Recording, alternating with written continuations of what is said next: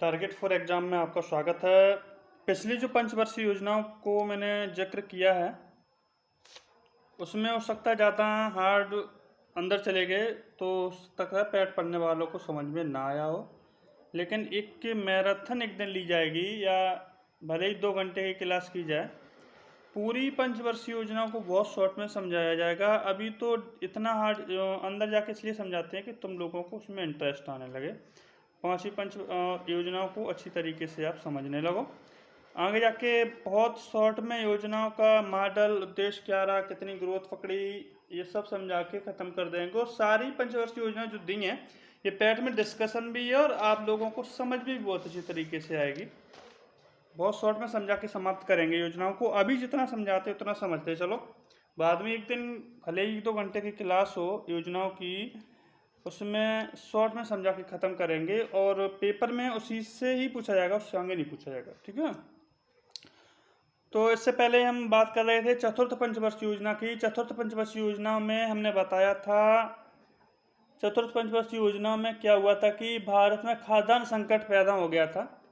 जब समाप्ति चतुर्थ पंचवर्षीय योजना हुई थी तो खाद्यान्न संकट पैदा हो गया था तथा महंगाई भी बढ़ गई थी। खाद्यान्न संकट की वजह हमने बताई थी 1971 में बांग्लादेश युद्ध, जिसकी वजह से शरणार्थी भारत में शरण लेने लगे थे। इसलिए हमने उनको, इंदिरा गांधी ने कहा था और इंदिरा गांधी ने जो खाद्यान्न उनको उपलब्ध कराया, इस वजह से खाना खिलाने की वजह से उन शरणार्थियों को खाद्यान्न संकट भारत में पैदा हो गया था। इस और चतुर्थ पंचवर्षीय योजना समाप्त हो गई थी और उसमें हमने कई चीज़ें बताई थी। 1975 में ग्रामीण बैंक जो स्थापित किए गए, वह भी बात बताई थी। राष्ट्रीयकरण हुआ, वो भी बताया था।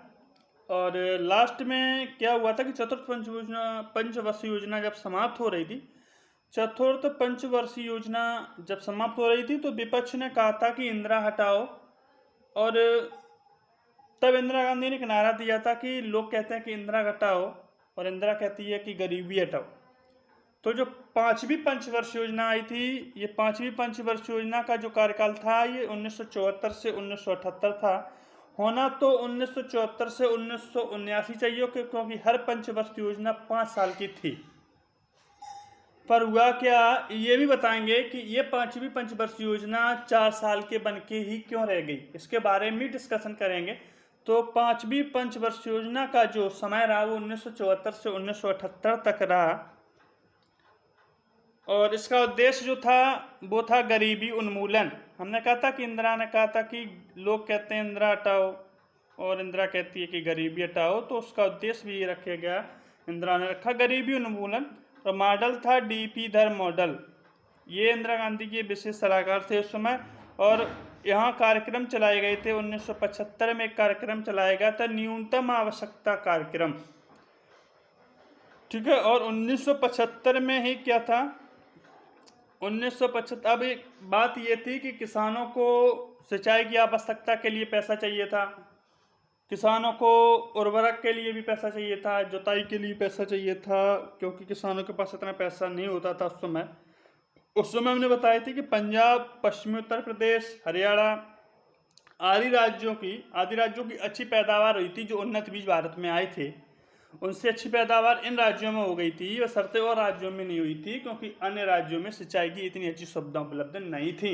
इन राज्यों में सिंचाई की सुविधा उपलब्ध थी, किसान थोड़ा मजबूत था, तो यहाँ पर पैदावार अच्छी हो गई थी। भाई इंदिरा गांधी ने कहा तो हमें तो पूरे देश से अच्छी उपज चाहिए, क्योंकि प्रधानमंत्री का तो कर्तव्य है कि देश का प्रत्येक व्यक्ति खुशहाल रहे। ठीक है। तो इन्होंने कहा था कि इन राज्यों में तो अच्छी हुई, बाकी राज्य के किसान क्या करेंगे, तो इसके लिए बात की गई। और बात करने के बाद 1975 में कहा गया कि जो शहरी ही क्षेत्र से संबंधित बैंक थे, जो शहरों तक ही सीमित थे, बाद में उनको 2 अक्टूबर 1975 को ग्रामीण बैंकों की स्थापना इसीलिए की गई कि किसानों को भी लेन देन के लिए मजबूत किया जाए और किसान अपनी सिंचाई की सुविधा एवं उर्वरक और जुताई उताई दे सकें और अच्छी पैदावार कर सकें। तो 2 अक्टूबर 1975 को इसी की वजह से ग्रामीण बैंकों की स्थापना भारत में की गई, और ये पांचवी पंचवर्षीय योजना का कार्यकाल था। ध्यान रखना, इसका उद्देश्य था गरीबी उन्मूलन, मॉडल था डीपी धर मॉडल। 1975 में न्यूनतम आवश्यकता कार्यक्रम, 2 अक्टूबर 1975 को ग्रामीण बैंक की स्थापना की गई। अगला, उसके बाद क्या हुआ कि 3 क्षेत्रों में बैंक खोले गए, प्रथम बैंक ध्यान रखना, इसका प्रथम बैंक मुरादाबाद में खोला गया। ये प्रथम बैंक था इसलिए इसका नाम प्रथमा बैंक रखा गया, ये भी ध्यान रखना। और इसके बाद द्वितीय बैंक गोरखपुर में खोला गया।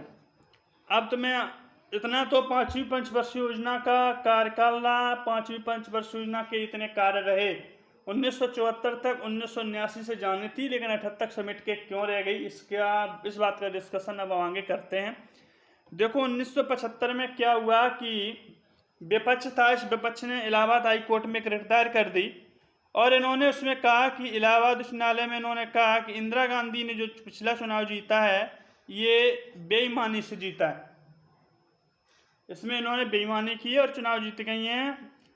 जब बेईमानी के कुछ साक्ष्य कोर्ट ने देखे होंगे या क्या हुआ क्या नहीं हुआ, अंतोगत्वा कोर्ट ने ये चुनाव रद्द कर दिया।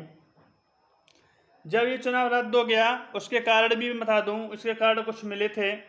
इसका एक पहला कारण कोर्ट ने बताया था कि सरकारी गाड़ी को यूज किया था इंदिरा गांधी ने, क्योंकि वो सरकारी गाड़ी थी, यूज नहीं करनी चाहिए थी। दूसरा कहा था कि जो सरकारी अधिकारी थे IAS IPS, इनका भी इंदिरा गांधी ने यूज किया था।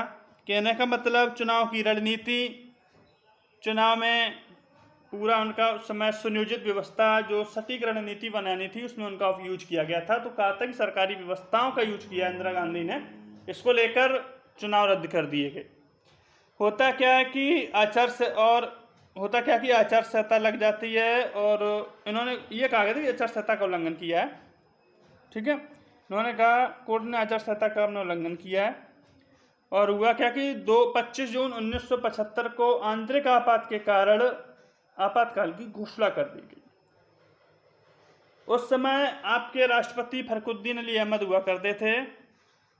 25 जून 1975 की बात है, राष्ट्रपति शासन लग गया, आपातकाल की घोषणा हो गई। 1975 में घोषणा हो गई और लागू हुआ। ये लगभग 22 महीने तक आपातकाल लगा रहा, जिससे भारत की जनता एकदम त्रस्त हो गई, प्रत्येक व्यक्ति, तथा विपक्षी दल और मजबूत होता गया। जब विपक्षी दल मजबूत हो गया, इधर चौधरी चरण सिंह ने भी उस विपक्षी दल को सपोर्ट कर दिया और विपक्षी दल मजबूत हो गया। हुआ क्या, 1977 में आपातकाल समाप्त हुआ। बताया जाता है कि इंदिरा गांधी के छोटे बेटे संजय गांधी ने एक IPS से पूछा या IAS से बात की कि हम ये चुनाव जीत जाएंगे। तो भाई ये बहुत सनकी दिमाग के बताए जाते हैं संजय गांधी। तो इनके सामने कौन कह सकता था ये चुनाव वाले ही हार रहे हो। इनके सामने उन्होंने नहीं कहा कि हार जाओगे, क्योंकि कुछ भी कर सकता था। तो उन्होंने कहा कि हाँ आप चुनाव जीत जाएंगे, लेकिन हवा इनकी बहुत ख़राब हो चुकी थी, ये बात उनको पता होगी, लेकिन उसने कह दिया भाई इनसे कौन कहे। उन्होंने कहा कि आप चुनाव जीत जाएंगे और 1977 में ये चुनाव हार जाते हैं और जनता पार्टी की सरकार बनती है 1977 में और प्रधानमंत्री बनते हैं मोरारजी देसाई। 1978 में प्रधानमंत्री बनते हैं मोरारजी देसाई। 1977 में चुनाव होता है और जीत जाते हैं, जनता पार्टी की सरकार आती है। 1978 में पहले प्रधानमंत्री जो गैर कांग्रेसी थे, पहले प्रधानमंत्री थे मोरारजी देसाई, उन्होंने चौधरी चरण सिंह की पार्टी का भी फुल समर्थन मिला था। ठीक है, पूछा जाए पहले प्रधानमंत्री तो मोरारजी देसाई पहले गैर कांग्रेसी प्रधानमंत्री बनते हैं। अब होती क्या बात आगे देखो, छठी उसके बाद क्या होती है, जब जनता पार्टी आती है तो रोलिंग प्लान योजना स्टार्ट करती है, रोलिंग प्लान। ठीक है, छठी योजना का कार्यकाल क्या रहा, ये छठी पंचवर्षीय योजना नहीं थी। ठीक है, ये छठी योजना थी, क्योंकि जनता पार्टी का मानना था, मोरारजी देसाई थे, इनके जो सलाहकार थे डीपी लकड़वाला ने कहा पांचवी पंचवर्षीय योजना जो देश चला रहे हैं या इनकी मदद से जो भी देश कार्य कर रहे हैं ये पीछे हैं, ये विकास को पीछे ले जाने का कार्य कर रहे हैं, इससे विकास अच्छा नहीं होगा। अब ये बात थी कि विकास पीछे कैसे हो जाएगा और विकास कैसे आगे किया जाएगा। इन्होंने कहा कि देखो प्रत्येक साल का एक लक्ष्य निर्धारित करो और प्रत्येक साल के लिए लक्ष्य निर्धारित करके हमें तेजी से उस पर कार्य करना है। हर साल लक्ष्य निर्धारित करेंगे, उद्देश्य प्राप्त करने के लिए हम कार्य करेंगे,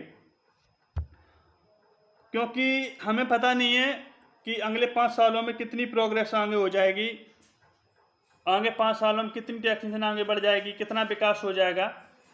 इसलिए 5 साल को लेकर नहीं चलेंगे, हम एक एक साल को लेकर चलेंगे और सही भी बात है, क्योंकि इससे पहले कोई नहीं जानता था कि इस मोबाइल पे पढ़ाई हो जाएगी। और उससे 5 साल पीछे चले जाओ तो ये भी पता नहीं था कि मोबाइल से मोबाइल होगा, मोबाइल में कैमरा होगा, उससे फ़ोटो भी आ जाएगी। तो ये बात कहीं ना कहीं तक तो उनकी सही ही थी। इसलिए छठी योजना लाई जाती है, जिसका कार्यकाल 1978 से 1983 तक रहता है। मॉडल था रोलिंग प्लान अनवरत योजना, इसको कहते हैं। सलाहकार थे डीपी लकड़वाला, और इन्होंने एक पुस्तक पढ़ी थी गुन्नार मिर्डल की, और गुन्नार मिर्डल ने ऐसा ही लिखा था उसमें। और अर्थशास्त्र के क्षेत्र में पहले नोबेल पुरस्कार पाने वाले ये व्यक्ति थे गुन्नार मिर्डल। उन्होंने क्या की, डीपी लकड़वाला ने गुन्नार मिर्डल की पुस्तक पढ़ी और उसको लागू करा दिया। उन्होंने कहा प्रत्येक साल का लक्ष्य निर्धारित करेंगे, उसके उद्देश्य की पूर्ति के लिए हम काम करेंगे। और इसका कार्यकाल रहा 1978 से 1983। ये थी तो 5 वर्ष की, लेकिन इसको छठी योजना बोला जाता है क्योंकि इन्होंने एक साल का उद्देश्य प्रस्ताव करके काम किया था। 1979 में क्या होता है कि मामला गड़बड़ा जाता है। कैसे गड़बड़ा जाता है? चौधरी चरण सिंह की मोरारजी देसाई की भैया बात नहीं बनी, और चौधरी चरण सिंह ने अपना समर्थन खींच लिया। चौधरी चरण सिंह ने अपना समर्थन जब खींच लिया तो कांग्रेस ने उनको समर्थन दे दिया, और कांग्रेस ने उनको नया प्रधानमंत्री बना दिया। और नए प्रधानमंत्री बनते हैं चौधरी चरण सिंह, और इन्हें किसानों का मसीहा भी कहा जाता है, क्योंकि इन्होंने बताते हैं कि किसानों के लिए बहुत कार्य किया था चौधरी चरण सिंह। और ऐसा भी सुना जाता है कि अपने कार्यकाल में प्रधानमंत्री ऑफिस ही नहीं जा पाए, ऐसे व्यक्ति थे चौधरी चरण सिंह, इतने काम में व्यस्त थे।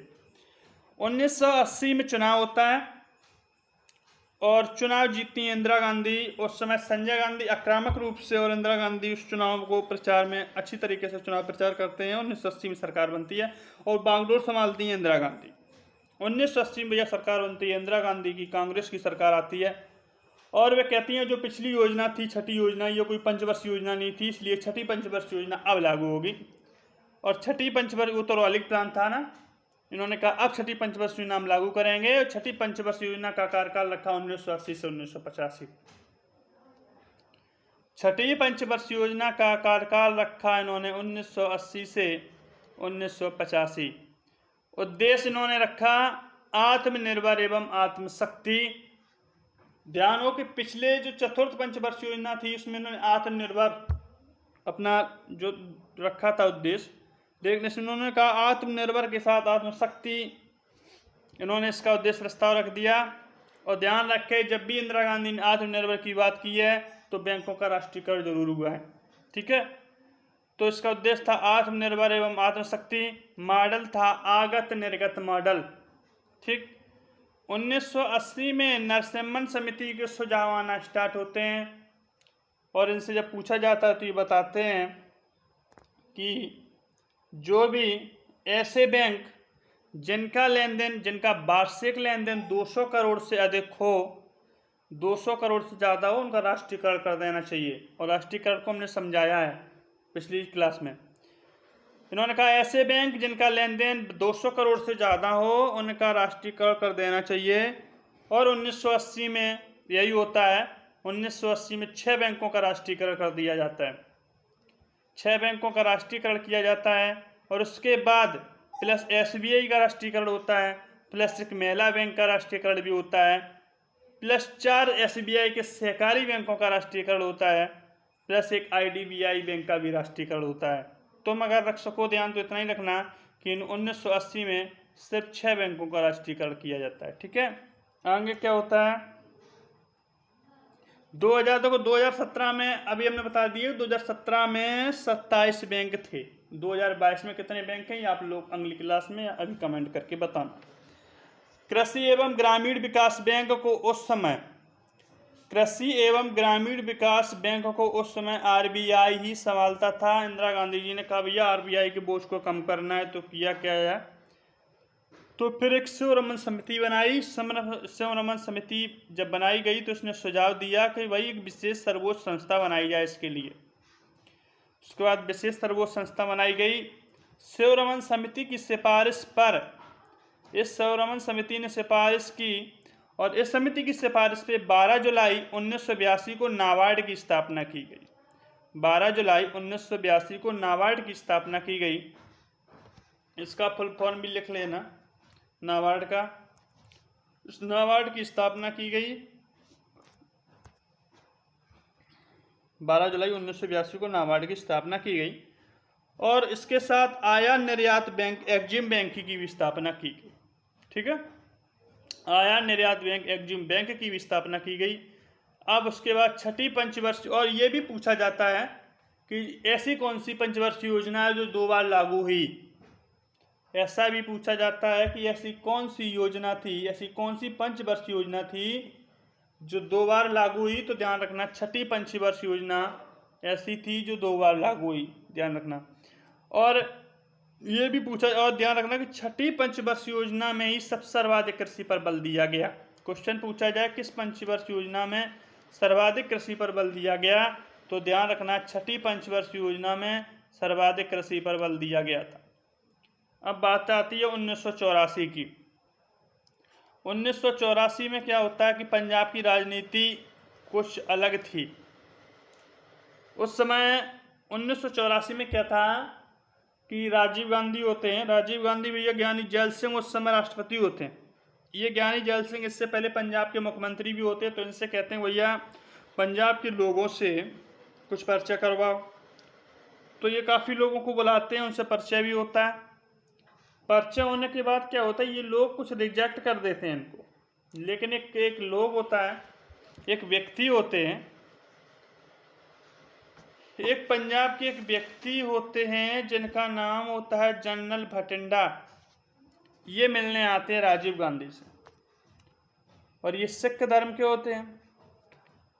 तो होता क्या है कि इनसे राजीव गांधी मिलके बड़ा प्रभावित होते हैं, बात होती रहती है, ये चले जाते हैं। उस समय क्या था कि अकाली दल था पंजाब में, अकाली दल। और एक सिखों में होते हैं, सिखों में एक लोग और होते हैं जो नीले कपड़े पहनते हैं और टोपी लगाते हैं।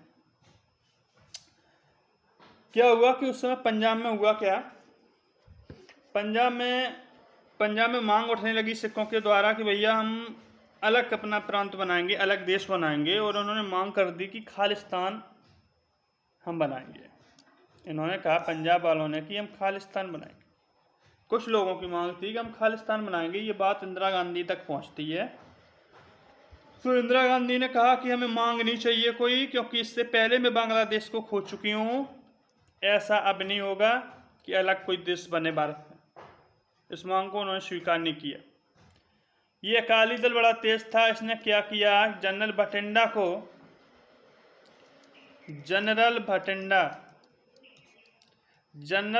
को उसका अध्यक्ष बना दिया उस अकाली दल ने। और इन्होंने एक आंदोलन चलाया, इन्होंने एक धर्म युद्ध चला दिया, धर्म युद्ध। और इस धर्म युद्ध का अध्यक्ष बना दिया जनरल भटिंडा को। जब इन्होंने जनरल भटिंडा को धर्म युद्ध का अध्यक्ष बना दिया और वहाँ ये मांग उठने लगी, ये अपना आंदोलन करने लगे कि भैया खालिस्तान हमको चाहिए। उस समय क्या था कि भारत में ओलंपिक खेल होने थे भारत में, तो दिल्ली में होने थे। अब इन्होंने कहा कि इस मांग को हम और अच्छी तरीके से रख लेंगे, क्योंकि विदेशी आएंगे और विदेशियों के सामने अपनी मांग रखेंगे और बवाल पकड़ाएंगे। इंदिरा गांधी ने कहा क्या, दिल्ली की सारी सीमा सीज कर दी फोर्स के द्वारा, चौक चौबंद हो गई। उस समय घटना होती है इन सिखों के द्वारा कि वहाँ पर एक कुछ व्यक्ति जो गैर सिख होते गाड़ी में जाते हैं और कुछ लोग मुंह में साफा बांध के चढ़ते हैं और उनका गला घोंट देते हैं, गला काट देते हैं। जनरल भटिंडा दिल्ली की सीमा पर आते हैं, फोर्स इनको रोक लेती है और सिख होने के नाते इनकी ज़बरदस्त चेकिंग भी होती है। तो इससे ये कुछ गुस्सा भी होते हैं, लेकिन मांग बहुत तेज़ी से बढ़ती है खालिस्तान बनाने की। और अमृतसर के मंदिर में क्या होता है, ये लोग उत्पात मचा देते हैं, और उत्पात इतना मचाते हैं कि गेट नंबर 4 पे बताते हैं कि डीएसपी की मौत हो जाती है, उसका गला काट देते हैं। कुछ बच्चे, कुछ महिलाओं को भी ये अंदर ले लेते हैं। उसके बाद ऑपरेशन ब्लू चलाया जाता है इंदिरा गांधी के द्वारा। जब ये आतंक ज़्यादा हो जाता है तो इंदिरा गांधी के द्वारा ऑपरेशन ब्लू चलाया जाता है 1984 में। उस ऑपरेशन ब्लू में जनरल बठिंडा मारे जाते हैं। जब ये जनरल बठिंडा मारे जाते हैं तो इससे सिखों को बहुत बड़ा दुख फैलता है, और उस समय इंदिरा गांधी के 2 कमांडो भी सिख धर्म से होते हैं। दूसरे दिन भैया ये जनरल बठिंडा मारे गए, दंगे होते हैं। सुबह इंटरव्यू देने के लिए इंदिरा गांधी नई साड़ी पहन के निकलती हैं बाकायदा, लेकिन ये सिख धर्म से संबंधित 2 कमांडो इंदिरा गांधी को गोलियों से मार देते हैं। 1984 में इंदिरा गांधी की मृत्यु हो जाती है। उसके बाद प्रधानमंत्री बनते हैं राजीव गांधी। उस समय सुना जाता है कि एक बयान दिया था राजीव गांधी ने। उस समय दंगे हो रहे थे क्योंकि इंदिरा गांधी को चाहने वाले लोग भी दंगे कर रहे थे। सुना जाता है कि दिल्ली में बहुत दंगे हुए थे, लाखों लोग मारे गए थे, लाखों लोग, दिल्ली दहल गया था। पूरे देश में बहुत ज़्यादा दंगे हो रहे थे उस समय मीडिया ने कहा था राजीव गांधी से कि आप कह दो तो दंगे कुछ कम हो जाएं, आपके चाहने वाले कम कर दें। तो राजीव गांधी का सुना जाता है कि बयान आया था कि जब तेज़ आंधी आती है और बड़ा वृक्ष गिरता है, और जब बड़ा वृक्ष गिरता है तो बड़ी बिल्डिंगें भी खसती हैं, उसकी चपेट में जितनी बड़ी बिल्डिंगें आती हैं वो भी ढह जाती हैं। तो इंदिरा मारी गई है, प्रधानमंत्री मारा गया, कोई मामूली बात नहीं है, और ये घटनाएं तो छोटी बातें। ठीक है, तो हमने आज छठी पंचवर्ष योजना तक क्लियर कराया। आगे इसी तरीके से और मतलब चला दूंगा। छठी से अब रह गई और जो योजना पंचवर्ष योजनाएं हैं उनको भी कराने का प्रयास अच्छा बेहतर होगा। इसलिए अभी तो खैर डीपली जाके बता रहा हूँ, लेकिन इतना डीपली इसलिए समझा रहा हूँ कि इंटरेस्ट आ जाए योजनाओं में। बाकी कुछ ज़्यादा नहीं करना है, मेन इंपॉर्टेंट फैक्ट लास्ट में बता देंगे योजनाओं के शॉर्ट में, बस उनको याद रखना है और पैट में पेपर को अच्छी तरीके से कर जाओगे। एक बार और याद करवा दूँ अगर चाहो तो, कि जो प्रथम पंचवर्षीय योजना थी, प्रथम पंचवर्षीय योजना, इसका जो कार्यकाल रहा 1951 से 1956 तक रहा, ये मैंने बता ही दिया था। इसका मॉडल पूछा जाए तो हेराल्डोमर मॉडल था, हेराल्डोमर मॉडल, इतना याद रखना कि हेराल्डोमर मॉडल बस। और आगे उद्देश्य आपको याद रखना है कृषि, सिंचाई एवं यातायात, कृषि, सिंचाई एवं यातायात। इसके बाद तुम्हें ये याद रखना है कि कौन कौन से कार्य किए गए। सामुदायिक विकास कार्यक्रम लाया गया 1952 में, सामुदायिक विकास कार्यक्रम, ठीक है, ये ध्यान रखना है, 1952 में लाया गया।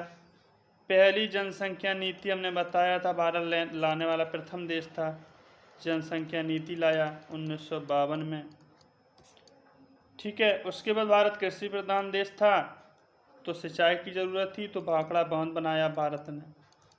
उसके बाद ध्यान रखो दामोदर घाटी परियोजना बनाई, दामोदर घाटी। फिर ध्यान रखो हीराकुंड बांध, ये 3 चीज़ें याद रखो, इसमें इम्पोर्टेंट है। इस भाखड़ा नागल बांध को ही जवाहरलाल नेहरू ने, हमने कई बार बताया है, आधुनिक भारत का मंदिर की संज्ञा दी थी, ठीक है, आधुनिक भारत का मंदिर, ठीक है, इतना ध्यान रखना।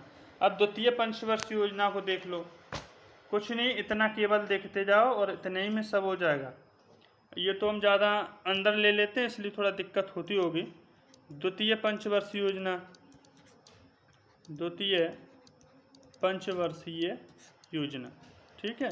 तो द्वितीय पंचवर्षीय योजना का कार्यकाल सबको पता है, 1956 से 1961 रहा। उद्देश्य क्या था, उद्देश्य था औद्योगिक विकास। ठीक है भैया, अब उद्योग पे जोर दे दिया था, पहले कृषि पे दिया, अब हमने इस पे दे दिया। अब उद्देश्य था औद्योगिक विकास। मॉडल पूछा जाए तो ध्यान रखना महालोबिस मॉडल। ठीक है, महालोनिबस मॉडल था, ये ध्यान रखना। ठीक है, उसके बाद क्या कार्य हुए? जब औद्योगिक विकास हुआ तो बड़े बड़े कार्य होंगे, तो हमने क्या किया? भिलाई संयंत्र स्थापना कर दिया। भिलाई इस्पात संयंत्र की स्थापना की, इतना याद रखना। फिर दुर्गापुर इस्पात संयंत्र की स्थापना मैंने की।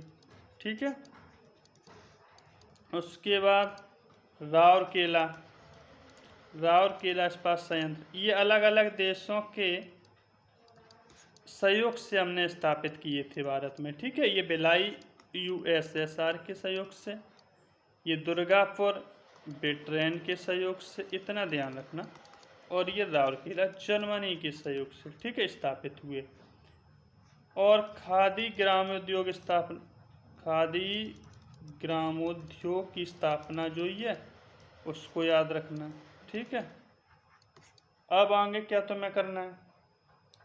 आगे देखो, तृतीय पंचवर्ष योजना पे हम आते हैं। ठीक है, तृतीय पंचवर्षीय योजना। ठीक है, तृतीय पंचवर्ष योजना का कार्यकाल क्या रहा? 1961 से 1966। ये भारत की सबसे असफल परियोजना, भारत की सबसे असफल परियोजना रही। ठीक है, असफल पंचवर्षीय योजना रही। क्यों रही? उसका मैंने कारण बता ही दिया था, चाहे लिख लेना। कारण भारत चीन युद्ध। ठीक है, भारत चीन युद्ध 1962। भारत पाक युद्ध, भारत पाक युद्ध का 1965। अब इसका अच्छा मॉडल बता दूं, उद्देश्य बता दूं। तो देखो, उद्देश्य इसका क्या था? पहले में कृषि, दूसरे में औद्योगिक और दूसरे में दोनों ले लिया। ठीक है, ध्यान रखना, कृषि एवं उद्योग। ठीक है, कृषि एवं उद्योग का समन्वित विकास, समन्वित विकास। ठीक है, दोनों ले लिया। और आगे देखो, इसका मॉडल देख लो। इसका मॉडल पूछा जाए, सुखमय चक्रवर्ती मॉडल, सुखमय चक्रवर्ती मॉडल। ठीक है, इतना ध्यान रखना। और सब बता ही दिए। इसी समय कह देना 1965 में भारत के प्रधानमंत्री कौन बनते हैं? लाल बहादुर शास्त्री। ठीक, लाल बहादुर शास्त्री। इसी ध्यान रखना, 1965 में एक समझौता होता है जिससे कहते हैं ताशकंद समझौता। ये ध्यान रखना है, 1965 में एक समझौता होता है, 1965 में ताशकंद समझौता। इतना ध्यान रखना। कृषि मूल आयोग की स्थापना हुई, इसको भी ध्यान रखना, कृषि मूल आयोग। ठीक है, कृषि मूल आयोग की स्थापना। इसी समय भारत समझ गया था कि हमें गेहूं कम रेट में खरीद के और पहले ही रख लेना है, जब किसी भी राज्य में भुखमरी फैलेगी तो हम बांट दिया करेंगे। ठीक है, अब इसके बाद कौन आती है? चौथी पंचवर्षीय योजना। ठीक है, चौथी पंचवर्षीय योजना। इसका कार्यकाल क्या रहता है? 1966 से 1971। ठीक है, 1966 से 1971। होता क्या है कि 1966 से 1969 तक योजना अवकाश हो जाता है। क्यों हो जाता है? बताया था, योजना अवकाश। ये ध्यान रखना, बहुत पूछा जाता है कि 1966, ध्यान रखना, 1966 से 1969 तक योजना अवकाश पूछा था। योजना अवकाश कब से कब तक रहा? तो ध्यान रखें, 1966 से 1969 तक योजना अवकाश रहा भारत में। ठीक है, 1966 से 1967, 1967 से 68, और 68 से 69 तक हमने एक एक साल की योजना हमने चलाई, क्योंकि हम इस लायक नहीं रहे थे, क्योंकि पिछली बार हम 2 युद्ध कर चुके थे। ठीक है। उसके बाद हमने बताया था कि ICR से इंदिरा गांधी मिली और हरित क्रांति लाई, स्वामीनाथन से मिली। तो हरित क्रांति की स्थापना ध्यान रखना, इतना ही ध्यान रखना कि हरित क्रांति की स्थापना कब हुई, 1966 1967 के बीच। बस इतना ध्यान रखना, हरित क्रांति की स्थापना। उसके तहत ये ध्यान रखना कि मोटे अनाज जो थे उसमें अधिक ग्रोथ हुई। ठीक है, मोटे अनाज की जो फसल थी, और उसमें भी पूछा जाए तो सर्वाधिक प्रभाव किस पे पड़ा था, गेहूं की फसल पे। इतना ध्यान रखना। ठीक है, गेहूं की फसल पे। और गेहूं और चावल की फसल जो थी उनकी प्रजातियों के नाम याद रखना, बता ही दिया है। प्रजातियों के जो नाम है उनको याद रखना। ठीक है, उनको याद रख लेना। उसके बाद क्या था, हमने और ये बातें कर ली थी। उसके बाद हमने तुम्हें बताया हरित क्रांति के बाद, ठीक है। उसके बाद आ जाओ तुम चतुर्थ पंचवर्षीय योजना। चतुर्थ पंचवर्षीय योजना को लिख लो, इतना ध्यान देते जाओ बस। चतुर्थ पंचवर्षीय योजना, चतुर्थ पंचवर्षीय योजना। ठीक है, चतुर्थ पंचवर्षीय योजना का उद्देश्य ध्यान रख लेना, क्या था, हमने बताया था आत्मनिर्भरता। ठीक है, गवर्नर कौन थे उस समय, LK झा। ठीक है, आगे बात करेंगे, आगे बात। और इसका मॉडल अगर कोई पूछे तो मॉडल भी इसका लिख लेना, अशोक रुद्र मॉडल। ठीक है, इसको ध्यान रखना चतुर्थ पंचवर्षीय योजना का। ठीक है, और इसमें ध्यान रखना कि 19 जुलाई 1969 को 14 बैंकों का राष्ट्रीयकरण भारत ने किया। इंदिरा गांधी जी की सरकार थी, 14 बैंकों का राष्ट्रीयकरण हुआ, ये ध्यान रखना। ठीक है, हमने कहा था आत्मनिर्भर की जब बात हुई है तो राष्ट्रीयकरण हुआ। ठीक है, और इसी समय 1970 याद रखना, ऑपरेशन